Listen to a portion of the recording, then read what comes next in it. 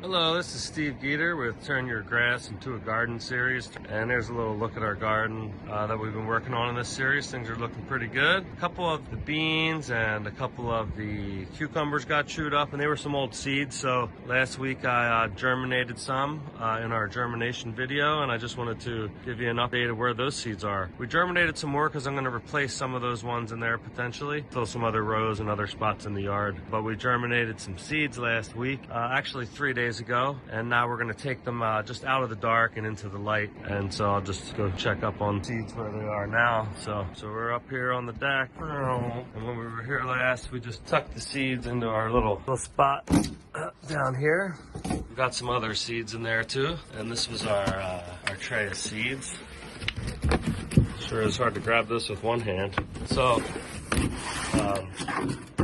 here's a look at the tray of cucumbers and beans that we planted. They were in the dark for 3 days and cold and wet, not sopping wet, but very wet. And I'm gonna take them, I'll leave the dome on, and I'm gonna close the dome except for a tiny little crack on both sides. It was fully closed before. And then I'm gonna put that into a light to vegetate those and help them keep warm and sprout out of the earth. Once they sprout, we'll leave them in here for, you know, maybe a week or so, maybe 10 days, before we then transplant them into the garden or any other container. So hope you're having a good day. And this was Turn Your Lawn into a Garden germination. All right, so here's our seeds germinating, our beans and our cucumbers. I've got some other trays next to it under our Induction Light. And that's all right here inside of our sunroom. So we're lucky enough to get some filtered sun here in the later parts of the day, but in the early morning and mid part of the day till about noon, there's almost no light that hits this because of the wall there and the house and all that. So,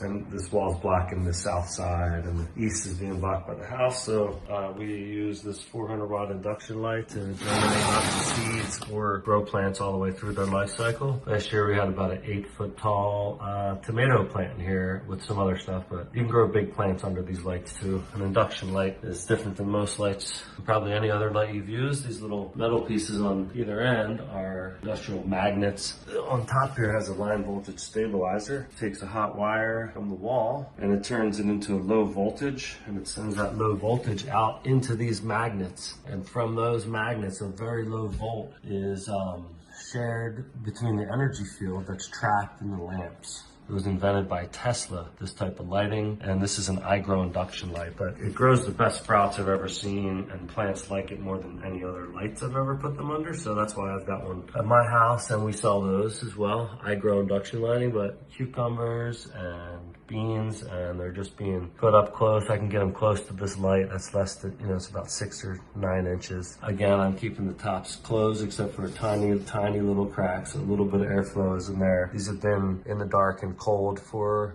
3 days, and now I'm bringing them into the light and warmth, and that'll help the seeds have germinated underneath the soil, and that'll give them a better chance of survival, and most likely they'll sprout and be more vigorous because we've done it that way. And hopefully in about a week to 10 days, they're looking something like these other sprouts over here. This is a whole bunch of sunflowers that we sprouted the same way. So there you go. This is Turn Your Lawn into a Garden series and germination.